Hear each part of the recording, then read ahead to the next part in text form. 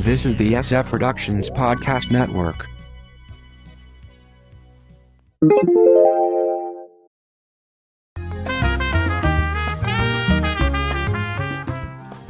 Citius, Altius, Fortius, Televidius. From the Pop Culture Bunker, I'm Mindy. And I'm Mark. You can check out our audio podcast, How I Got My Wife to Read Comics, on iTunes or on our website, sfpodcastnetwork.com. Well, the Winter Quadrennial International Sporting Event is currently underway. Quiz! Didn't want to say the O word because you get in trouble for that. So I am doing day-by-day coverage on my blog at sfpodcastnetwork.com. If you don't know, Mark is quite the fan of quiz. I'm a huge quiz fan. Summer and winter. Indeed. And what's happened with the games is that television has pretty much become the main reason that the games exist. Mm-hmm. It pays for the event, and the bulk of the funding of it is from the United States. Now, but it doesn't actually pay for all the stuff that something like Russia has done to get ready for the games. No. Although they've certainly contributed to that. Right. NBC paid $775 million for the right to have the Sochi Games, and has scheduled over 1,500 hours of coverage. And that's across all their mediums? Indeed. Okay. But television at quiz goes back to a point when TV was just a curiosity. 1936 Berlin. And the Nazis were interested in television, like all technology.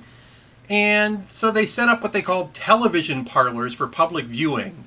And they really thought they were going to be the winners, and so they wanted to prove that they were better. And at this point, people were still trying to figure out television. Mm-hmm. Were people going to have sets in their homes, or were you going to go to a public place just like you go to a movie theater today? Mm-hmm. And so they really saw this more as real-time movies. So it really was kind of what we later would call closed circuit. Mm-hmm. And it was, in fact, the first sport event on television. So then you have World War II, so the 1940 and 44 games never happened. So you have to jump to 1948 London. The BBC ran a physical cable from Wembley Stadium to their studio. And they had a grand total of 3.5 hours a day of live coverage. But that seems like a lot for back then. Right, exactly. In 1952, in Helsinki, there was no television coverage of the event, but the U.S. Quiz Committee ran a telethon. So they were asking for money? Yeah, because they needed money to send the team.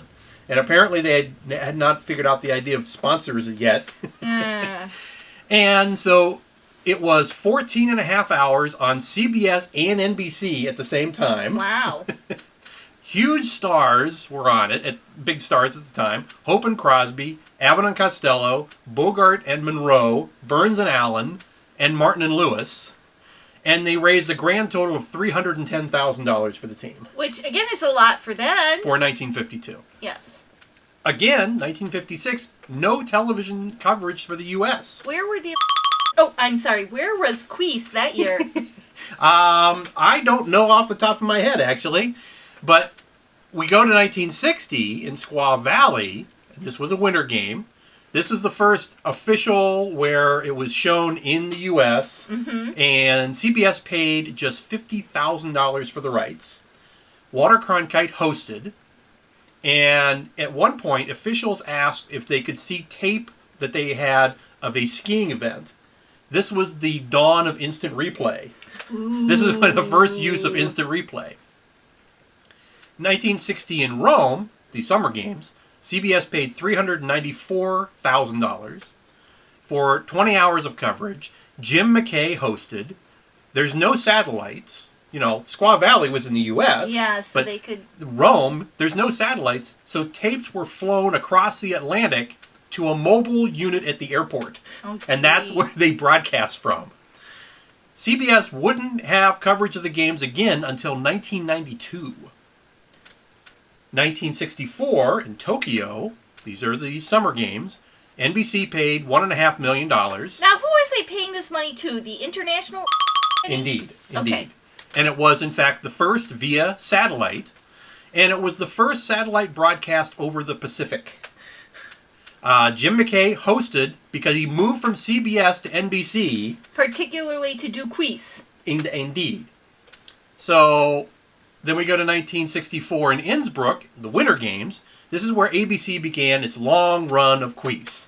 They paid $600,000, and Jim McKay moved yet again to host it there. Now, back then, though, the Winter and Summer Games were both held in the same year, right? Exactly. Yeah. So the Winter Games really got short shaft a lot. In 1968, Grenoble Winter Games, ABC paid $2.5 million. The first games in color. This is where Peggy Fleming and Jean-Claude Killy came out, and they popularized the Winter Games. Until then, it was more of a curiosity than anything. This is when it really started to get going. 1968, Mexico City, the Summer Games, ABC paid $4.5 million. And this is mostly, the games are mostly known for the Black Power salute that occurred on the medal stand, where these athletes were given the Black Power symbol. And while there was a huge, the anthem was going on. That was the problem. And huge controversy. Yes. 1972, Sapporo Winter Games were back in Japan. NBC paid $6.4 million. Price is going up. Yep. And this is the last time NBC had quiz until 1988. 1972, Munich, ABC, $7.5 million. And this is mostly remembered for the hostage crisis that occurred.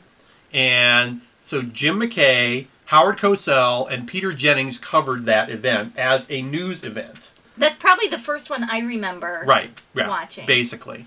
1976, Innsbruck Winter Games. ABC paid $10 million. And this is the first one I definitely remember watching. This was Dorothy Hamill. Was her first appearance. Yeah. 1976, the Montreal Games. ABC, now we're up to $25 million.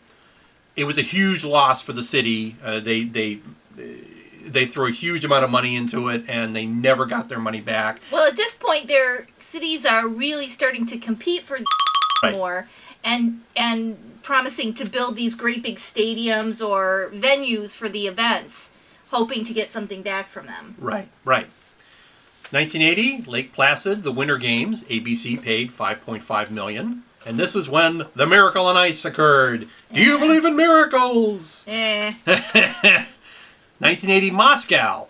NBC paid $87 million. The numbers are really going up, and they ended up, of course, only showing highlights due to the U.S. boycott. Yeah, and, who would have been interested in the U.S. anyways, because there were no U.S. athletes competing. Exactly.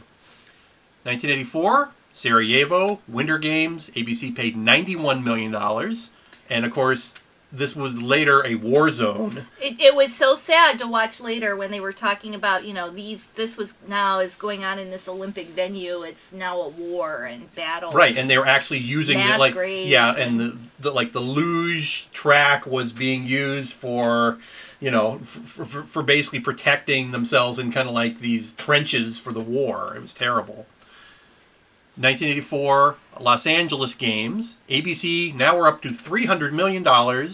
And this is when television started pretty much paying for the games. Until this point, they've got various sources, but this is really when television kicked in terms of that. 1988, Calgary, the Winter Games. ABC, now $309 million for the Winter Games, and it was the final ABC Games. We don't know. Maybe there will be another time ABC will get the rights. They've tried to get the rights because they and ESPN would love to get games, and they've tried, but it just hasn't happened. 1988, Seoul. NBC paid $300 million to $500 million. It's not very clear. And they've, in fact, owned the Summer Games since then. And this is when they started paying for several games in advance, and that's why the number's kind of unclear. 1992, the Albertville Winter Games. CBS, $243 million. In this case, TBS also kicked in $50 million, and they showed part of the events. And this was the final time the Winter Games were the same year as the Summer Games. Yes. And so this is when they started to go every 2 years. Have an Olympics. Right. 1992, Barcelona. NBC paid $401 million, and this was the year of the infamous triple cast, where you could get these special pay cable channels. And I was almost sucked in.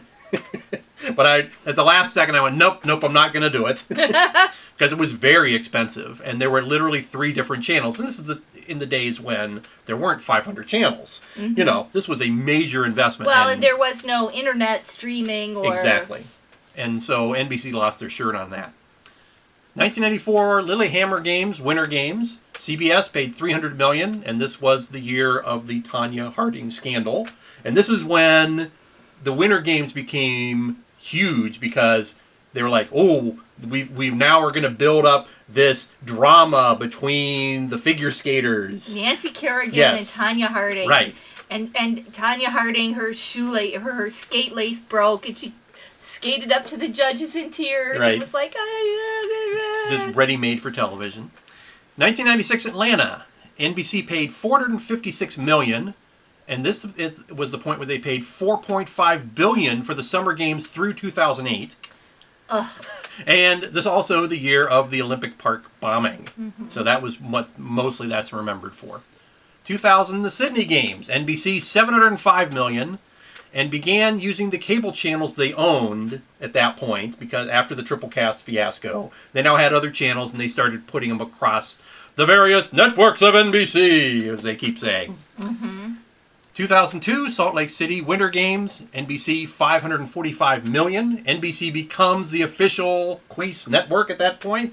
From then on in, it's all NBC. 2004 Athens.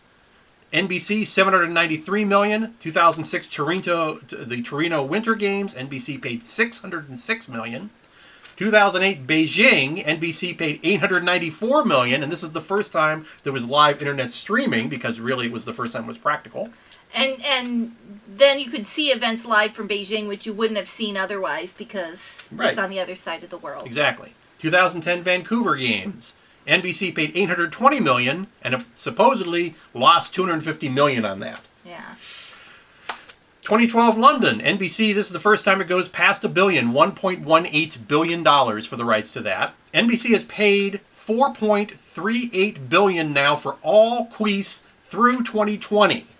So that means the 2016 games in Rio de Janeiro, the 2018 in Pyongyang, South Korea, and 2020 Tokyo Games. I think that's a big mistake. For a network that's hurting very badly in the ratings to throw that kind of money, but I think they're at the point where they're like, well, if we let it go, we'll never get it again because ABC and ESPN will just wrap it up. Yeah, but that might be a better fit, you know? I would think so. Especially after poor Bob Costas can't even see it this year. Oh. Oh, poor Bob Costas. Oh. So, since he can't see, he should check out our audio podcast, How I Got My Wife to Read Comics, on iTunes or on our website, sfpodcastnetwork.com. From the Pop Culture Bunker, I'm Mindy. And I'm Mark. Thanks for watching and enjoy the games!